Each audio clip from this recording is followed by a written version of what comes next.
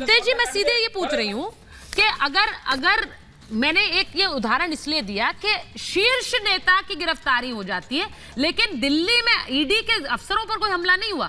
अगर इसी स्टेट में सेंट्रल एजेंसियां बार बार हमले का शिकार हो रही हैं तो वो पश्चिम बंगाल है, और उस पर अगर सवाल ना उठाए तो उन्हीं के सांसद जाकर धरने पर बैठ रहे हैं इलेक्शन कमीशन के खिलाफ। वो कह रहे हैं इन एजेंसियों को हटा दो। देखिए, स्वतंत्र भारत के इतिहास का यह पहला अवसर था जब एक पार्टी के इतने सांसद चुनाव आयोग के पास जा रहे हैं कि आप एनआईए के, सीबीआई के, ईडी के और आयकर विभाग माने के सेंट्रल डायरेक्ट टैक्स बोर्ड के चेयरमैन को हटा दीजिए और दूसरा बहाल करिए।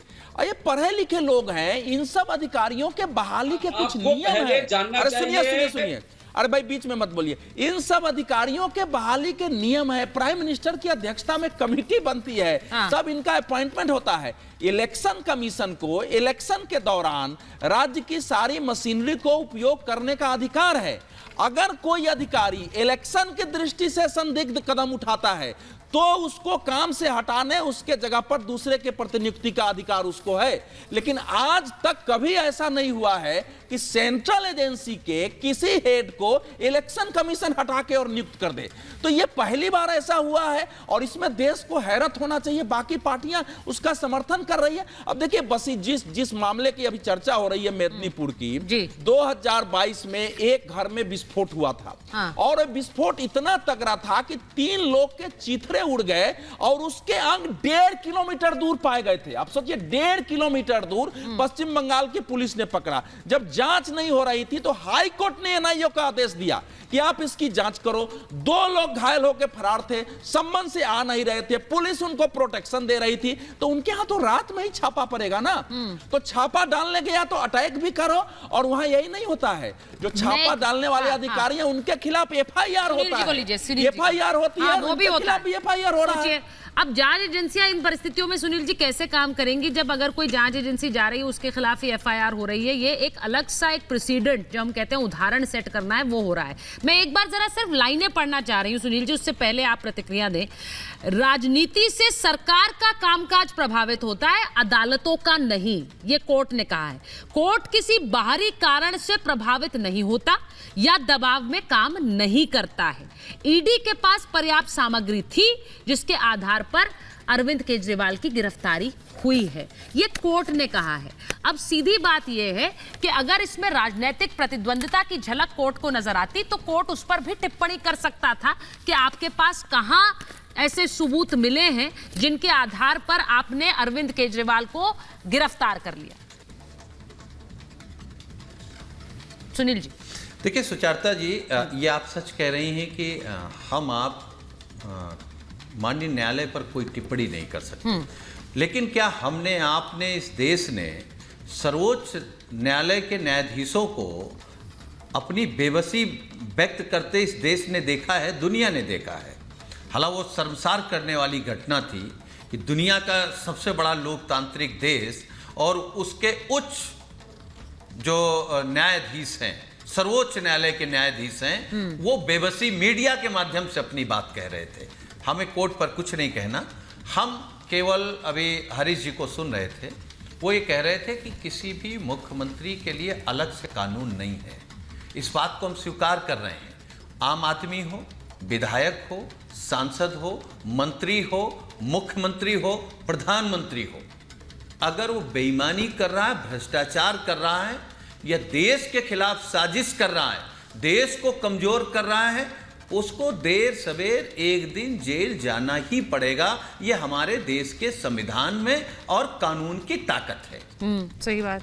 और हम आप आ जाएं बहस करने के लिए कि भाई भ्रष्टाचार, विपक्ष के नेताओं पर आरोप है भ्रष्टाचार का, साबित नहीं हो रहा है, कागज नहीं मिल रहे हैं। भारतीय जनता पार्टी का तो पूरा पुलिंदा है।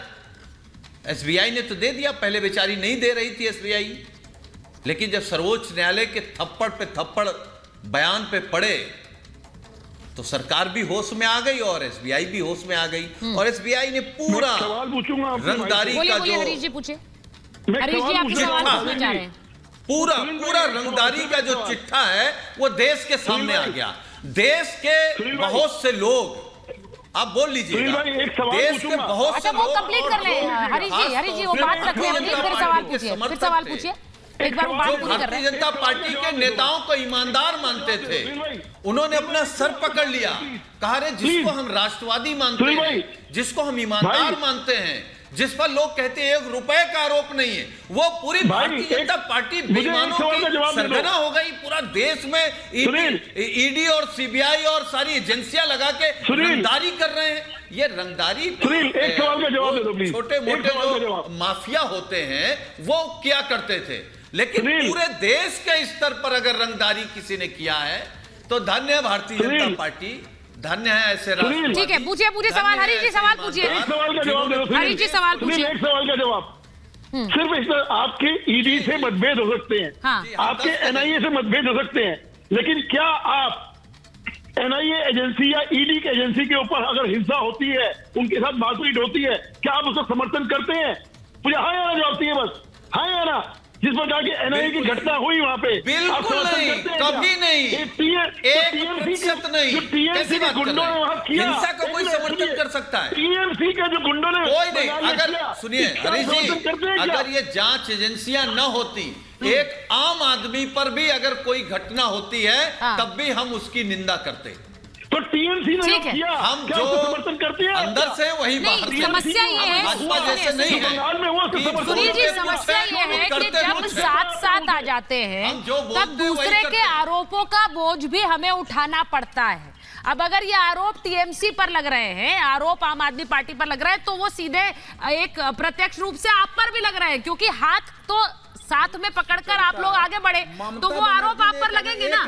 ममता बनर्जी ने कहा कि वहां के लोगों ने वही किया एनआईए के साथ जो उन्हें करना चाहिए था। ये सभी अखबारों में है, उनको वही करना चाहिए था। उनके तो जब सहयोगी दलों को थोड़े स्वयं लोगों को उत्तेजित कर रही है तो वहाँ यही दलों को थोड़े लुटेरा कर हाँ, रहे हैं। बादल जी आ रही हूँ, एक बार बड़ी खबर बता दूं। करेगा वही अरविंद भरेगा। केजरीवाल एक मिनट बीजेपी का बयान आया है। बीजेपी कह रही है अरविंद केजरीवाल का अहंकार चकनाचूर हुआ है। अहंकार, वो बार बार कहते रहे कि गिरफ्तारी गलत है, गिरफ्तारी सही नहीं हुई थी। कोर्ट ने बता दिया है कि गिरफ्तारी सही तरीके से हुई, गिरफ्तारी सबूतों के आधार पर हुई और वो सबूत कोर्ट में रखे गए हैं जिन्हें कोर्ट ने आइडेंटिफाई किया है, पहचाना है। तो ये उनके अहंकार की हार है। संजीव जी, ये बार बार कहा जाना कि देखिए अप्रूवर के बयान पर कैसे भरोसा कर ले। अरे भाई, जो लोग अप्रूवर बने हैं, कोर्ट ने क्या कहा है? कोर्ट लिखवा रहा है उनका बयान।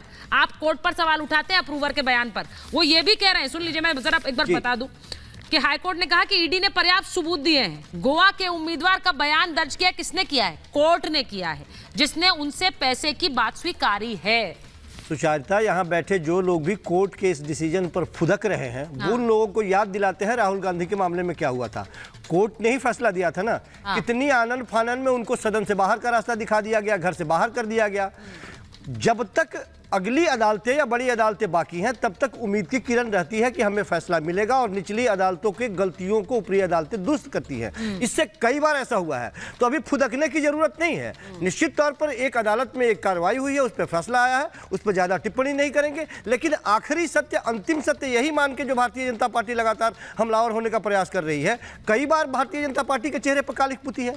राहुल गांधी के मामले में ही पुती है, उसके बाद में कुछ जवाब था।